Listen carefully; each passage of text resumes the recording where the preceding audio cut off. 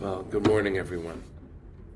There's a lot to talk about, and I think it's important to do the obvious thing, which is to draw a connection between our parsha and what's happening in our world.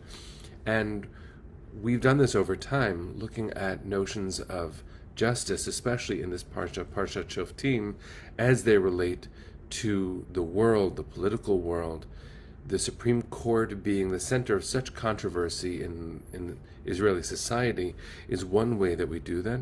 And the other one is to point to the way that everyone in the United States and everyone in the world, at least through the Torah's eyes, is held accountable no matter who they are. There's a very, very powerful part of this week's Parsha that relates to the news from last night regarding the former president.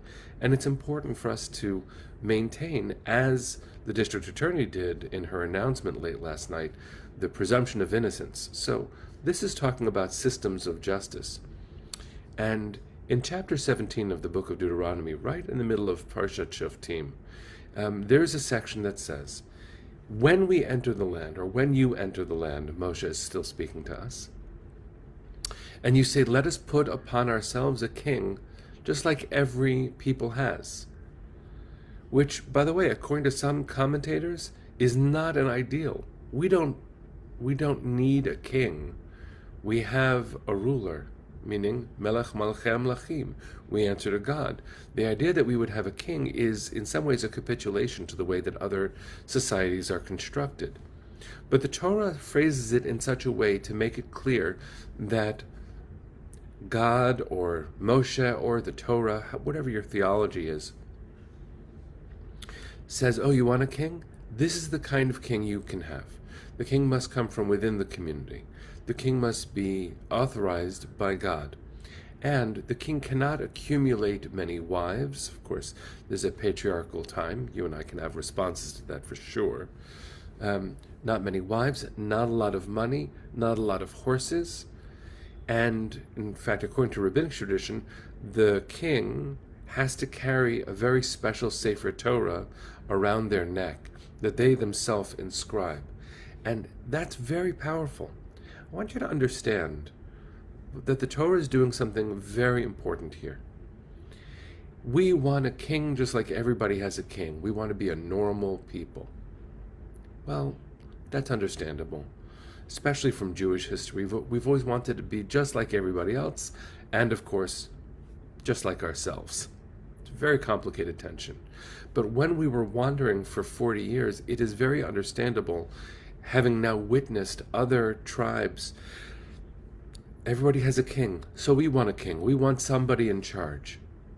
Well, the Torah tells us that when someone will be appointed who will be a king, they should not be a king in those other ways, meaning with absolute authority and with the divine right to do whatever they want, which is actually how a lot of kings and queens throughout history have been empowered or positioned, if not empowered. The Torah takes what is out there and refines it, as it does so often. The Torah is very often a response to the way things are, a very progressive response actually, such as the book of Exodus, specifically the Parsha called Mishpatim, where the laws sound like ancient law codes, like the law code of Hammurabi and others, but what they do differently is they make society more equal. We've talked about that when we are in the middle of Exodus. We'll talk about it again. But what I want to say about this week's Parsha and this news is that no one is unaccountable, not even a king.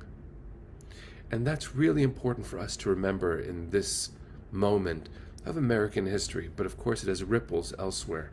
In Israel, there are cases that hold people of power accountable, because actually power is not something that makes you more than the community. Power is something where the community reminds you by systematic rules who's in charge, which is actually not the king. And in our context, not the president, not anyone. We are all held accountable, and in the United States, the Constitution is the authority. But actually, it's the people. In the Torah, it's not a democracy, but there is a diminution, a reduction of the power ascribed to a king. Because if you're going to have a king, that king is going to have to answer to justice. That's what Parshat Shoftim is actually all about. Different ways that justice is the overarching structure that holds us all safe. So, may the United States be blessed. May the state of Israel be blessed. May each of us be blessed. That when we turn to someone in authority, they are held accountable to the same system that put them there. All right, friends. Here we go. Let's have a good day.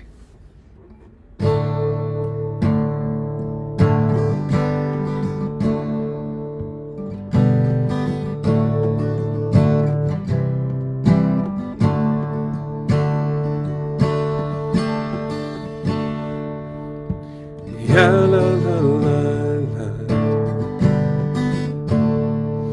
ya la la la la, ay ya la la la.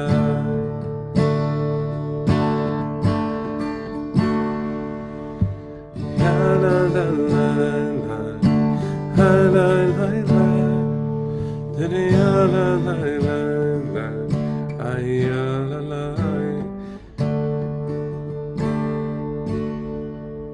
Bless you, friends. See you tomorrow.